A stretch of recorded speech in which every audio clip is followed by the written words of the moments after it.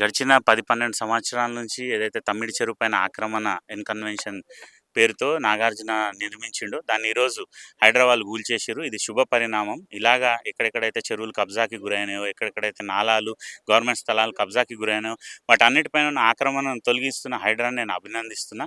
అదేవిధంగా ఇక్కడ 12 సంవత్సరాల నుంచి అక్రమంగా ఆర్జించిన ఎన్‌కన్వెన్షన్ ద్వారా అక్రమంగా ఆర్జించిన డబ్బునంతటి కూడా నాగార్జున నుంచి కక్కించాలి.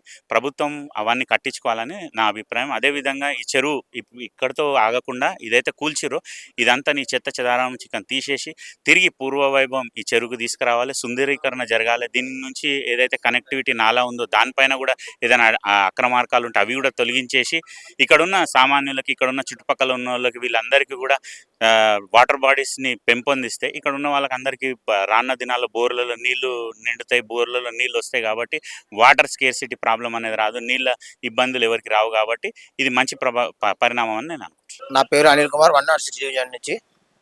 ఈ చెరువు మీద కబ్జాలు, గవర్నమెంట్ ల్యాండ్ల మీద కబ్జాలు, ఇవన్నీ మర్చిపోవాలి. అసలు అటువంటి అంటూ ఏం ఉండొద్దు.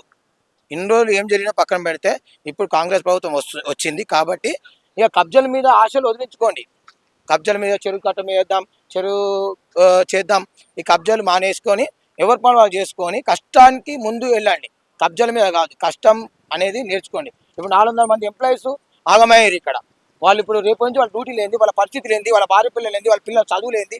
ఇది చాలా చాలా ఘోర పరిస్థితి తెచ్చింది నాగార్జున గారు. కాబట్టి రేవంత్ అన్న గారు అతని మీద యాక్షన్ తీసుకొని ఆ 400 ఎంప్లాయీస్కి ఏదైతే ఇక్కడ పనిచేస్తున్నారో ఆ 400 ఎంప్లాయీస్కి 3 నెలల జీతాలు ఇప్పించాలి.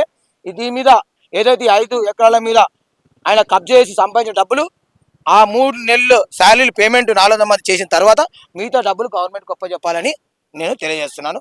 ఇట్లాంటి కబ్జాలు ఇంకెవరు కూడా చేయకుండా కాపాడాలని రేవంత్ రెడ్డి అని కోరుతున్నా. అదేవిధంగా ఎస్పీ రంగనారాయణ గారు మంచి యాక్షన్ తీసుకున్నాడు. ఇదే యాక్షన్ చాలా చెరువులు కూడా కబ్జా అయినాయి. ప్రతి చెరువు కబ్జా మీద ఏదైతే చేశారో ఇదే విధంగా చేయాలనేసి నేను కోరుతున్నా.